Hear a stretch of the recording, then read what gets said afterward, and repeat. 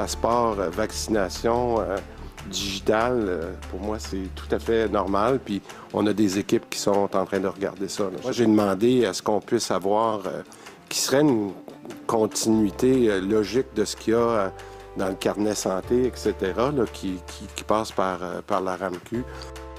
Est-ce tout à fait normal un passeport vaccinal? Est-ce le prolongement d'un carnet santé? À quoi servirait-il? Favoriserait-il un déconfinement?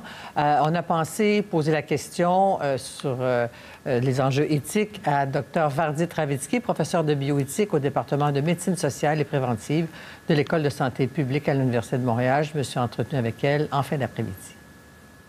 Bonsoir, Mme Ravitsky. Bienvenue à 24/60. Bonsoir. Le gouvernement a abordé la question d'un passeport vaccinal aujourd'hui. Est-ce que, selon vous, ça favoriserait un retour à la vie normale, un déconfinement?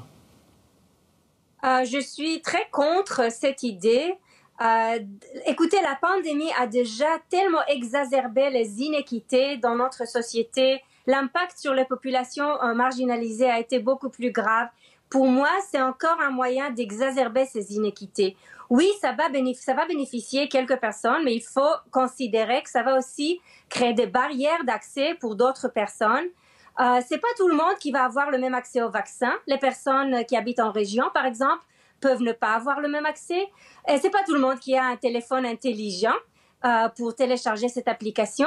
Surtout les populations plus âgées, souvent n'ont pas accès à un téléphone. Donc, toute cette proposition, pour moi, ça va créer des discriminations non justifiées et exacerber davantage le problème que la pandémie a déjà créé. Oui, parce qu'il n'y a pas d'obligation d'être vacciné. Il y a des personnes qui, pour des raisons médicales, ne peuvent pas le recevoir. En même temps, on semble comprendre qu'on veut favoriser la relance économique. Donc, on veut donner l'accès au restaurant, au gym, on veut donner de l'oxygène à la population. Enfin, c'est l'approche que le gouvernement semble avoir en disant, c'est peut-être la continuité du passeport santé ou du carnet de santé. Est-ce seulement la continuité du carnet de santé? Écoutez, il y a ici un autre angle à considérer. On sait bien que le vaccin est très efficace pour garantir qu'on ne va pas tomber gravement malade. Mais on ne sait pas encore si les personnes vaccinées ne peuvent pas transmettre le virus aux autres. Quel est le sens de donner accès aux personnes vaccinées aux événements concerts, musées, cinémas, restos, centres commerciaux, si ces personnes-là peuvent toujours propager le virus et le transmettre aux autres? Ça diminue beaucoup la justification de ce type de discrimination. Au-delà de ce problème qui est peut-être un problème scientifique, il y a le problème de c'est qui ces personnes non vaccinées? C'est pas tout le monde anti-vaccin, théorie de conspiration. Il y a les personnes avec des conditions médicales préalables, comme vous venez de dire, qui ne peuvent pas se faire vacciner.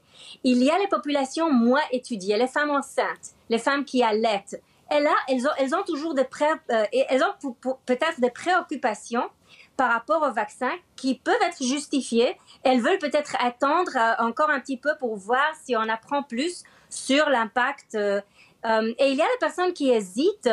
Peut-être c'est pas l'idéal d'hésiter, mais il y a des gens qui ont des raisons. C'est pas tout le monde. Je vais jamais me faire vacciner, peu importe le bien commun. Donc, il faut une approche plus nuancée.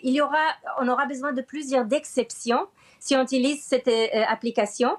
Ce certificat de vaccin. Et si on a plusieurs exceptions, c'est moins efficace. Donc, pourquoi le faire d'emblée? En même temps, quand M. Dubé dit que c'est la continuité du carnet de santé, est-ce qu'on peut comparer le carnet de santé que chacun a avec un certificat de vaccination comme celui-là? Absolument non. Est-ce que jamais on vous a demandé de voir votre carnet de santé pour entrer dans un centre commercial? Est-ce que le contenu de votre carnet de santé a jamais créé des barrières d'accès pour vous pour aller au supermarché? Dans le passé, on a utilisé des vaccins, des exigences de vaccins pour des voyages à l'étranger pour quelques pays. Là, je peux comprendre, si on part à l'étranger, il faut un visa, il faut un vaccin.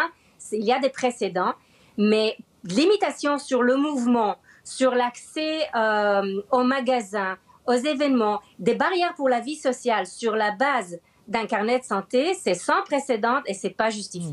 Et on sait, on a fait l'entrevue avec un directeur de l'IATA il y a quelques jours sur le projet pilote que l'IATA, donc l'organisation civile, qui veut tester la possibilité d'exiger de certains passagers sur certaines lignes aériennes d'avoir ce passeport vaccinal, mais rien ne paraissait très simple. Cela dit, parlez-nous de l'exemple d'Israël, que je crois que vous connaissez bien, parce que c'est une population très vaccinée. On introduit des badges de couleur, une dose, 2 doses, enfin, pour justement réguler les déplacements des personnes. Que pensez-vous de l'exemple d'Israël à cet égard? Je pense que c'est prématuré, pas justifié. Je trouve qu'il faut une approche nuancée par rapport à quelles limites ça va créer. Si c'est utilisé pour les personnes qui travaillent dans les hôpitaux, en personne avec des patients, les personnes qui travaillent dans des établissements de longue durée où il y a un risque très élevé, là, peut-être on peut justifier. Mais à grande échelle, pour limiter toutes les activités quotidiennes, je sais que c'est proposé et utilisé en Israël, mais je trouve pas que ça soit justifié. Non, ça semble assez étrange aussi pour l'État hébreu d'adopter des badges de couleur, si vous me permettez le lien. Oui, écoutez, moi-même, je suis israélienne et j'ai donné pas mal d'entrevues dans le média israélien parce que je trouve que le gouvernement n'a pas vraiment réfléchi sur les enjeux éthiques. C'était présenté comme si c'est évident, clair, un peu comme ça a été présenté aujourd'hui en Québec, comme s'il n'y a aucun souci, aucune préoccupation éthique, aucun impact discriminatoire au niveau de la société. J'ai dit, il faut une approche nuancée. Ça peut peut-être être justifié à court terme, dans certains contextes, mais pas adopté comme si c'est banal, trivial, aucune réflexion.